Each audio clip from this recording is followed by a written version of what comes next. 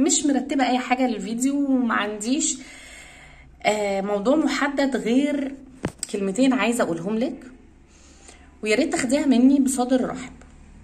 انا عارفه ان انت بتفكري تقلعي النقاب، وعارفه ان النقاب ساعات ما بيكونش مريحك، وعارفه ان انت في وسط زميلاتك اللي انتوا متعودين تقعدوا مع بعض من ايام المدرسه والكليه وتخرجوا تروحوا كافيه وتتصوروا، ما بقيتيش الشخص المحبب قوي في الحته دي، او يعني ما بقيتيش انت الحد اللي واكل القعده واكل الجو وتوري لهم الديزاينات بتاعت هدومك او الحاجات اللي انت بتلبسيها والاكسسوارز والشنط وي والكلام ده كله.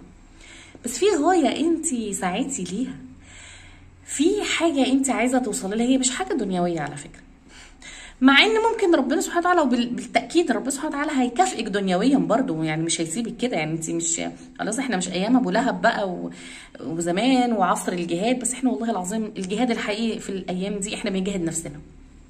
انت لبست النقاب وعارفه ان انت هتلاقي صعاب، واكبر صعوبه هتلاقيها هي في نفسك. احنا يا جماعه مش بنحارب حد، ولا احنا ماشيين نشاكل حد، او ان احنا لابسينه عشان نتحدى حد، والله ابدا، احنا بنتحدى نفسنا. احنا ماشيين بستر ربنا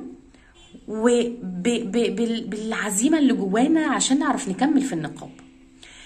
كل ما عزيمتك تهبط افتكري ان الجنه مش سهله، افتكري ان انت عارفه ان هتلاقي صعاب مش صعب واحد. افتكري ان انت كل ما تخليتي عن متعه دنيويه زائفه ربنا سبحانه وتعالى هيكافئك قدامها متاع، مش متعه واحده. طيب الكلام الكبير ده يعني انا ما بحبش اقوله، يعني خلينا ايه في الحنين كده، عشان اقول لكم كلام حنين عشان تحبوه. انت ايه مشكلتك ان انت ما تعرفيش تستمتعي بالحياه لو انت لابسه النقاب؟ انا مش شايفه ان فيها مشكله. بنخرج وبناكل وبنشرب وبنتصور وبنعمل فوتو سيشنز، طبعا بما لا يخالف الشرع والدين، لان في بنات كتير بتخالف الشرع والدين. اخرجي اعملي اللي انت عايزاه، ما دام الخروج مش مختلط، اللبس مش ضيق، مش حاطه ميك اب تحت النقاب، مش قلعه الجوانتي ولابسه، انت مش بتتحدي بنت خالتك وبنت عمتك ولا اصحابك ولا قرايبك علشان تباني في ابهى صوره، لا. التحدي الحقيقي ان انت تعرفي تخرجي بما لا يغضب الله، يعني تعرفي تعملي ميكس كده، تخرجي مش عايزه اقول تتنططي عشان ما تاخديش الكلمه بحذافيرها، بس تتنططي في المتاح والمسموح، وتتصوري وتعملي اللي انت عايزاه، بس بما يرضي الله. مش لازم يا جماعه علشان نفرح او علشان نبقى مبسوطين نعمل كل حاجه تغضب ربنا.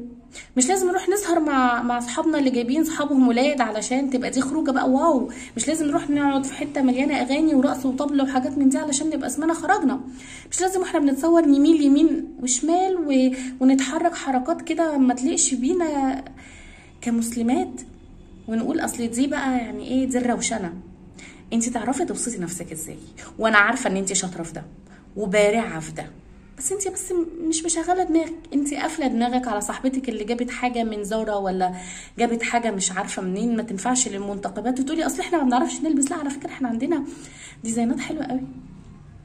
عندنا انت لو حاولتي ان انت تلبسي حاجه مش لازم تكون براند مشهور، بس مبسوطه ومرتاحه فيها، هتبقي مبسوطه، هتبقي حاسه ان انت فرحانه.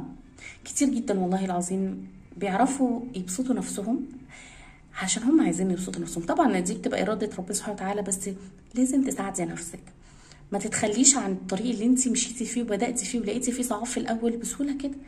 ما تبصيش حواليكي للناس اللي عماله تحبطك وتقول لك لا ده انت شكلك وحش، ده انت مش مودرن، ده انت مش حد لبسك باين عليه رخيص. والله العظيم لبس المنتقبات اغلى من لبس البنات العاديه بمراحل. عشان تلبسي عبايه ب2000 ولا ب2000 ونص وتروحي تشتري تي شيرت مثلا ب 200 300 جنيه يا جماعه، لا الموضوع لو انت بصلها بالموضه لا الموضوع مش كده خالص. فانت هتفضلي غاليه، وانت واخده قرار ان انت شخصيه قويه، وان انت هتثبتي نفسك مش بهدومك، مش كل ما تقلعي هدومك هتبقى هي اللي هتحليكي وتغليكي. لو انت حاسه بقى ان هدومك هي اللي هتحليكي وتغليكي فدي مشكله، اعتذر يعني على الكلام اللي هو المشكله فيك انت مش حاسه بقيمتك، او دي قيمتك الهدوم اللي انت لابساها. لو انت شايفه ان الهدوم ملهاش اي لازمه، وانت اللي بتعملي نفسك، وانت اللي بتحطي الحدود بتاعتك، وانت اللي بتخلي الناس تقيمك بتقييمك انت، يبقى هتلبسي اللي انت عايزاه، وتخرجي زي ما انت عايزه، وتاكلي زي ما انت عايزه، وتشربي زي ما انت عايزه، وتتحركي زي ما انت عايزه، من غير ما تقولي لا اصل انا هدومي مش من الحتة الفلانية او شكلها ملوش مواصفات فلانية.